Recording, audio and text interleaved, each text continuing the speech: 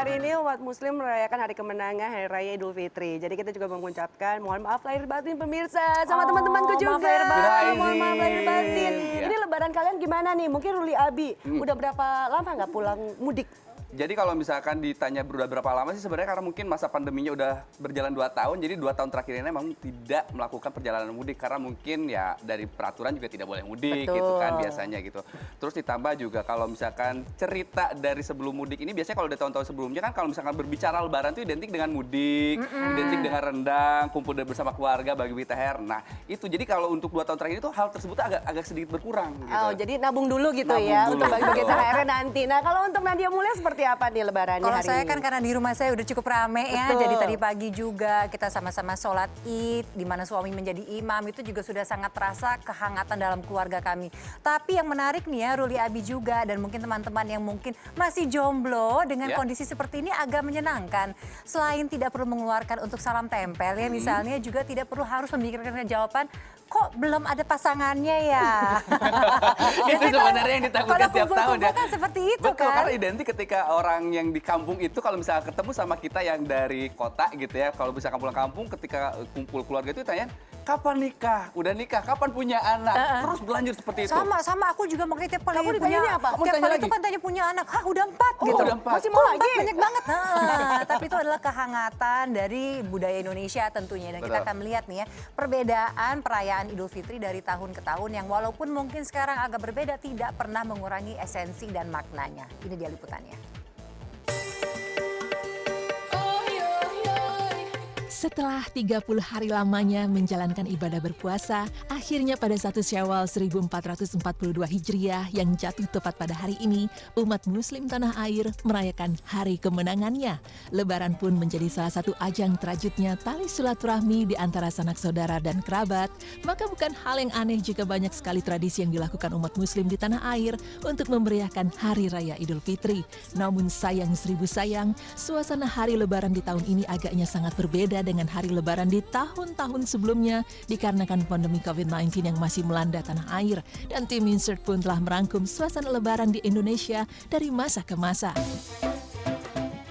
Jika mendengar kata lebaran, pemirsa Insert pun pasti langsung akan teringat dengan tradisi mudik ke kampung halaman yang biasa dilakukan hampir di setiap tahunnya. Biasanya, beberapa hari sebelum hari lebaran, masyarakat Indonesia mempersiapkan diri untuk segera pulang ke kampung halamannya masing-masing untuk melepas rindu dan menjalin silaturahmi dengan keluarga tercinta.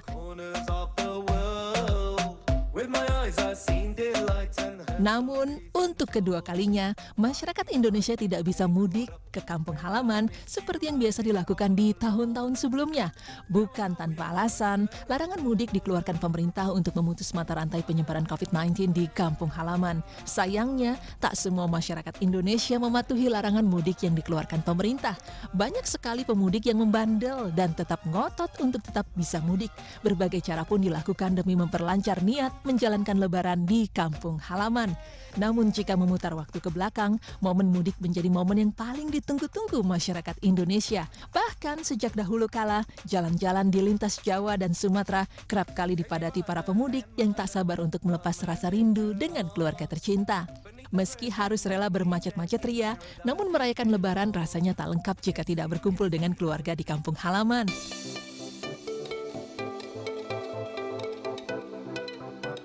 Tak jauh berbeda dengan momen mudik yang tak bisa dilakukan di tahun ini, pemerintah pun melarang masyarakat untuk merayakan malam takbiran dengan berkeliling dan membuat kerumunan.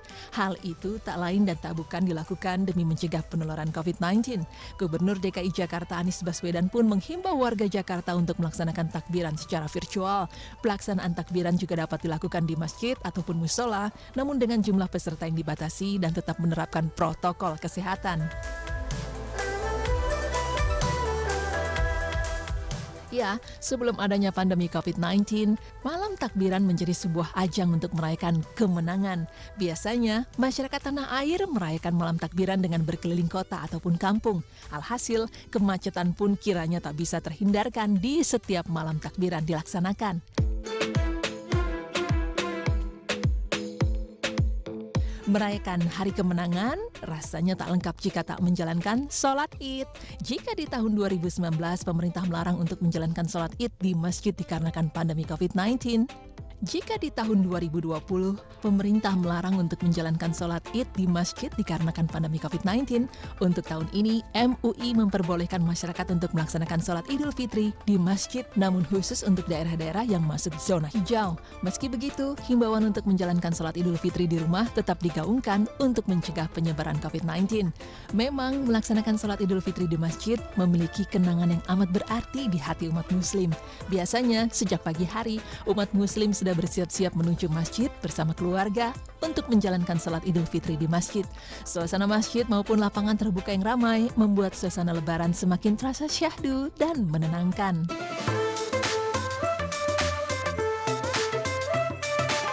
Perkembangan teknologi yang semakin canggih agaknya menjadi sebuah keberuntungan tersendiri di tengah COVID-19 ini. Seperti yang diketahui, di kala larangan mudik diserukan pemerintah, masyarakat tanah air masih tetap bisa bertegur sapa satu sama lain secara virtual. Teknologi pun mempermudah masyarakat untuk menjalin tali silaturahmi di momen Lebaran seperti saat ini. Ya, sebelum masuknya virus COVID-19 di Indonesia, umat Muslim selalu memanfaatkan momen Lebaran untuk bersilaturahmi ke rumah saudara ataupun kerabat tercinta. Acara open house dan kumpul-kumpul menjadi sebuah hal yang wajib dilakukan. Namun sayang kali ini rencana tersebut harus diurung dilakukan. Memang terasa berbeda jika tak bertatap muka secara langsung, namun demi kepentingan bersama, ada baiknya masyarakat mengikuti himbauan yang diserukan pemerintah demi memutus mata rantai penyebaran virus COVID-19 di tanah air.